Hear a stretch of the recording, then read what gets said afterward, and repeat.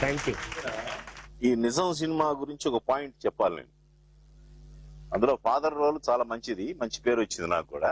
General గా ఆర్టిస్టులకి మాకేంటంటే ఒక టాలెంట్, మనకేదో ఇంత స్టాండర్డ్ యాక్టింగ్, ఇంత కెపాసిటీ ఉంది అనే ఫీలింగ్ ప్రతి ఆర్టిస్ట్ కి ఉంటుంది. ఈ నిజం అనే సినిమాలో నా అహం దెబ్బతింది. ఒక సిచ్యుయేషన్ లో నన్ను సెల్లో పెట్టేస్తారు. పెడితే మహేష్ బాబు వచ్చి నాతో మాట్లాడే సీన్, మంచి సీన్ అది, చాలా మంచి ఇంపార్టెంట్ సీన్ అది.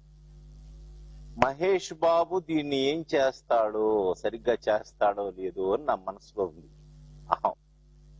ఫైనల్ గా మహేష్ బాబు చేసిన తర్వాత చూస్తే సిగ్గుపడ్డాను.